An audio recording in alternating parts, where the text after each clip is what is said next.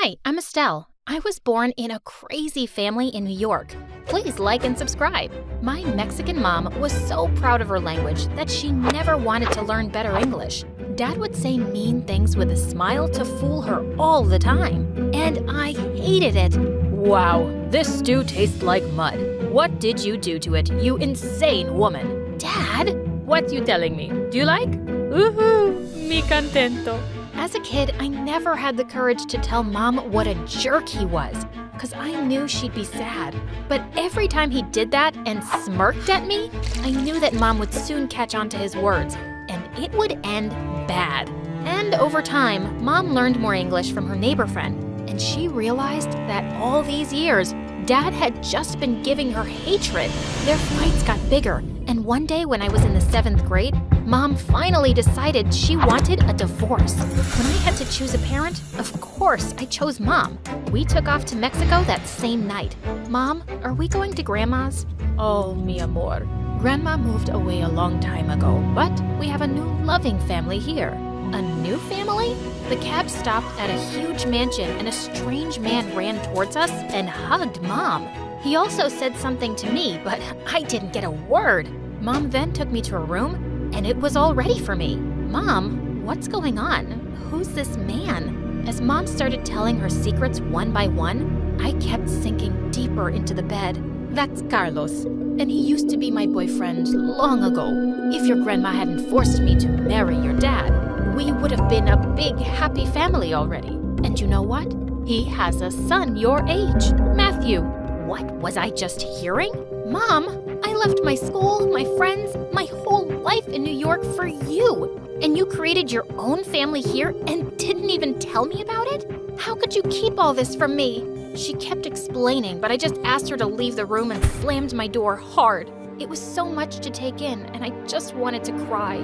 Suddenly, I heard a loud, non-stop knocking on my door. Who is that? Okay, wait, stop that, I'm coming. I opened the door to find a boy standing outside, grinning at me. Who are you, man? Lost your way? Shouldn't I be asking you that? But your mama, well, now, our mama said, Matthew, go meet your sister. So here I am, hermana. What? Whatever it is, don't call me that. Mama didn't teach you Spanish? Also, I heard New Yorkers are very stylish, but look at you. You're worse than my ex-girlfriend. Hey, that's a joke, okay? Don't cry. Can you do me a favor and please get the heck out of here? I made him leave, but he left loads of mud on the carpet. That night at dinner, Mom introduced me to everyone, and Carlos even made a toast to me. But after that, they all started talking in Spanish. Was I invisible? I stood up to leave, but then Mom held my hand. Where are your manners? We're having family time, Mia. Family? You all are clearly a family, Mama, excluding me. I don't even understand your language. Oh, mi amor, just use the language of love. It's easy. Try it. Mom, can't you see? I feel so left out, but you're just joking about it. I shook her hand off and walked up to my room. The next day, I was joining school and thought at least that would give me some relief. Until Matthew came and sat right next to me. Holy moly. Hey, better not tell anyone we're related. And can you please wax your mustache? People will think you're me. It's not my problem you've got a girly face. He hit my face with a book, and suddenly the teacher yelled, What's going on there? Ma'am, can you believe it? She's asking me to be her boyfriend, but I told her, I already have eyes for you. I was sure the teacher was gonna kick him out now, but to my surprise, she giggled. Oh, stop it, you. What? Who was this boy? Soon I realized Matthew was the coolest kid in school. All the girls and even the teachers adored him for his crazy jokes. Not me. I hated him even more because he spoke in Spanish with Mom every time I was around. I felt like an alien in the house. That Christmas, Carlos was gonna host a grand party, but I wasn't interested. I think I have an important exam that day, and in the evening, I have dance practice. Liar, we don't have any exams on Christmas. And dance practice? You can barely walk. Ugh, I was gonna kill him. Seeing Mom and Carlos's faces, I could tell they wanted me to attend, so I reluctantly said yes. And the party wasn't that bad. I got to meet a handsome boy, Leo, and he was Carlos's business manager's son. Hey, I know you must already have a boyfriend because you're so pretty. But I have to say, you have the most dreamy eyes. I've been watching you for hours. OMG, that made me blush. Thanks. Actually, I don't have a boyfriend yet. We exchanged numbers and started hanging out. He seemed really cool. But one day when Leo and I were having lunch in the school cafeteria, Matthew appeared out of the blue and pulled me aside. Have you gone mad? Why are you sitting with that jerk? He's not a jerk. He's my friend. Maybe future boyfriend. And why do you care anyway? Listen, he's not a good guy. He flirts with everyone, and God knows how many girlfriends he has. Look who's talking. The one who flirts with teachers? Just leave me alone, okay? I can handle my own life. I knew he just wanted to spoil my first real relationship. So I ignored him and left with Leo. After that, we started going out more often. One evening, Leo invited me to his house for a party, and I was having a great time. As we were dancing, Leo suddenly pulled me closer, and my heart skipped a beat. Oh, Hermosa, thank God you flew all the way from New York just for me. He held my face, and we kissed. Suddenly, someone kicked Leo hard, and he went flying into a wall. Matthew, what are you doing here? Just protecting you from this virus. He took my hand and started walking out, but I pushed him away. You crazy idiot! You're the virus that's destroying my life. Why can't you just let me breathe? Breathe all you want, but see this first. He took out his phone and showed me Leo's Instagram page. It had a video of me and him kissing under the caption, 100th kiss from a New York chick. The page had videos of him kissing 99 other girls too. It looked like one of Leo's friends here had been making our video and was broadcasting it live for him. I jumped on Leo and scratched his face. Ah! The New York chick has gone crazy like her mad brother. Someone save me. Shut your dirty mouth. I trusted you, you mud mind. And I started pulling his hair like crazy. Matthew gave him a nice punch and then took me home. I felt really embarrassed for not listening to Matthew before. He'd only been looking out for me. So the next day at school, I sat next to him. Not so worried about this life-destroying virus now?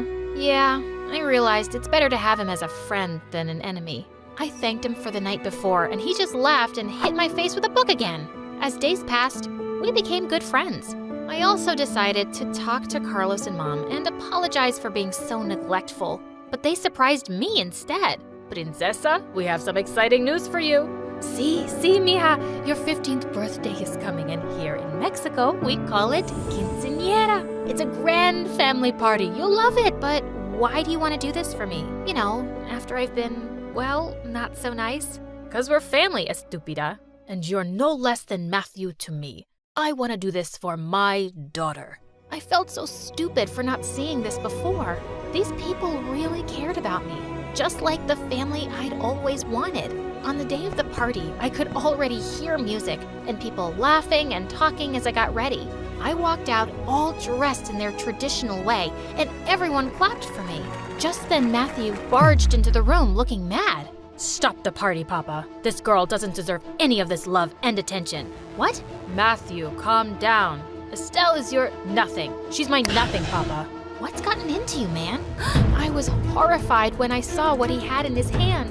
It was my diary. Oh my God, no. After all this effort we've been making for you, this is what you really think of us? You suck. Matthew, enough. What are you talking about? Oh, let me read it out loud, Papa. This place is hell on earth. I hate their food, their language, this house. Carlos is so loud and annoying. Why is he so desperate to be my dad? Probably because his own son is a loser with half a brain. They're both stupid and I deserve better. There was a pin-drop silence as everyone stared at me. You should have never taken my diary, you jerk. And yes, I wrote this, but that's when I first came here and I was having a really hard time adjusting. I was just mad, and I didn't really mean it. This is not how I feel now. Carlos, Mom, I promise, I really like being part of this family. You're not part of this family, Estelle, and you never will be. And before I could stop myself, I said the stupidest thing ever. Oh, shut up, Matthew. You're not part of this family either, 'cause you're adopted. It was something Mom had told me once, and Matthew didn't know about it. now he did because I just blurted it out. Carlos turned white, and Mom looked raging mad. What a lame thing to say, Estelle. As if. Tell her, Papa. Papa? Why do you look like that? Oh, Matthew. I meant to tell you on your 16th birthday.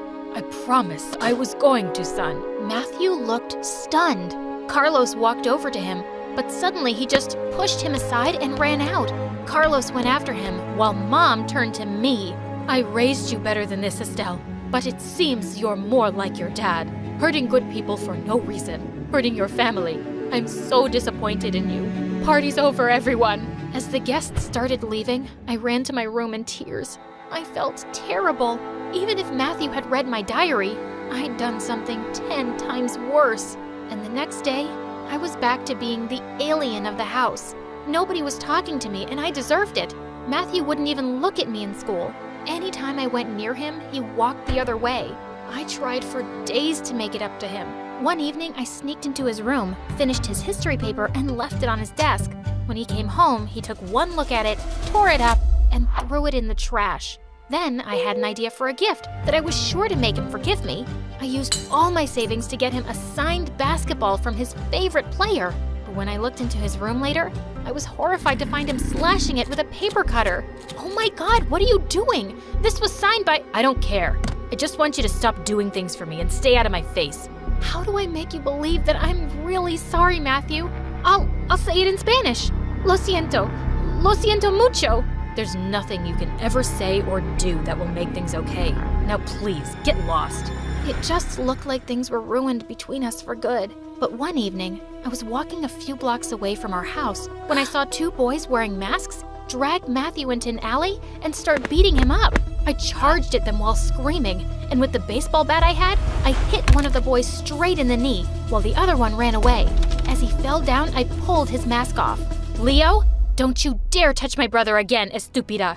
I left him there crying on the ground and helped Matthew up. He leaned on me as we walked back home, and as soon as we entered, Mom and Carlos cried out.